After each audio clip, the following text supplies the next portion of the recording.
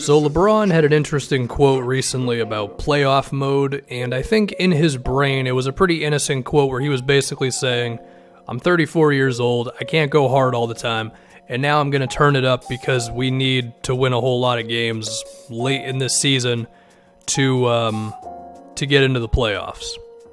However, I think because of everything that's been going on with this Lakers team and the fact that the chemistry and the psyche of this team has been questioned lately because of all the Anthony Davis trade rumors and the bad losses they've had, is it possible that LeBron messed up a little bit with saying that? And is it possible that even at his age, this non-playoff mode versus playoff mode, or even a couple years ago he used the term chill mode, is all of that really the right mentality to have? So I understand this is not normally what I talk about, but we'll see if we can get somewhere by the end of this. So, number one, I don't think it was smart for LeBron to say this because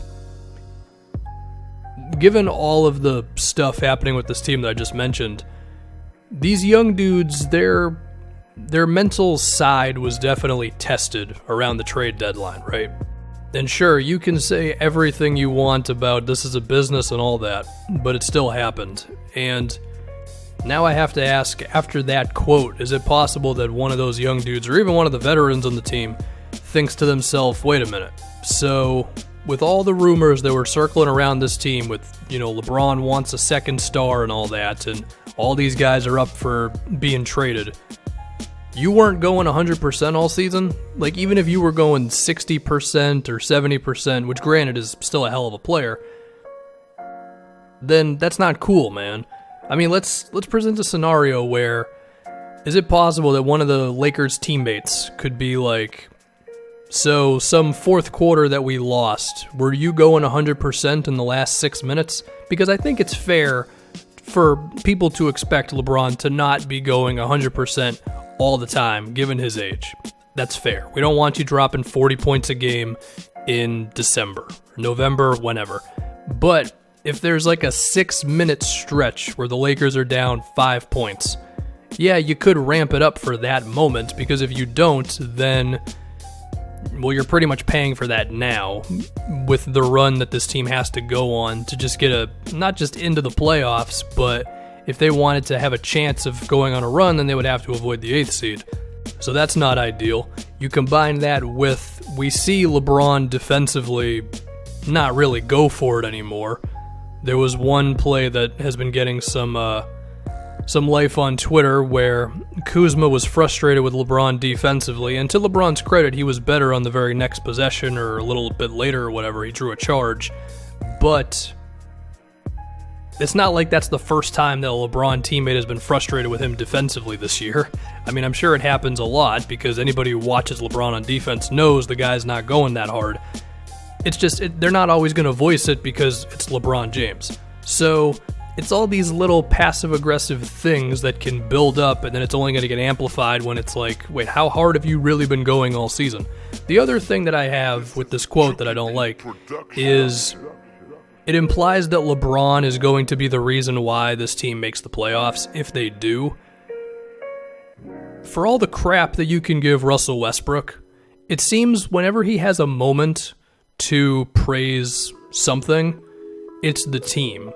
There's never a moment of, it's me and the other guys. We are all one team. We win together, we lose together. I mean, I remember that one press conference Westbrook had a while back. I think it was the MVP season, where a reporter asked him, so what's up with you guys sucking when you're not in the game? And Westbrook's like, no, you're not going to do that. It would have been cool if LeBron could have had that same kind of energy whenever he had his moment of, I'm going to go playoff mode, which is basically saying we as a team need to lock in, and I am included in that. I'm going to be sharper on defense. I'm going to be better on my rotations. I want guys to hold me accountable even more than they already have. And, I mean, it's very possible that those private conversations were had, but we know the power of the media, and these young Lakers certainly do as well. The other thing is, does LeBron's quote imply that he's just going to be all about give me the damn ball and let me do my thing, which has been happening gradually this season anyway? If you remember in the preseason, this team had actual sets where LeBron would be moving off the ball or whatever, And last night against Houston, it was the normal LeBron James thing, which has been proven to be successful, but I would hope that LeBron still has some room for making sure that Ingram can get his moments and Kuzma can get his. I mean, it's certainly a balancing act. Like, you do need to give the ball to your best player, but if it's not LeBron ball every single possession, then that can be good for this team. To be fair, Brandon Ingram did have 2 ISOs kind of late in the game last night, and he was successful on both of them if I remember correctly, so that's a good sign. But we'll have to see, really, when it gets down to the last, 9 or 10 games, what's this team going to look like at that point? Is there going to be any resemblance of anyone besides LeBron bringing the ball up and determining what the play is going to be and all that stuff? I don't know. But that's where I'm at with this quote. So we'll see if it affects the Lakers. We'll see if it doesn't. I don't know. We're all going to die one day. What does it matter at the end of it all?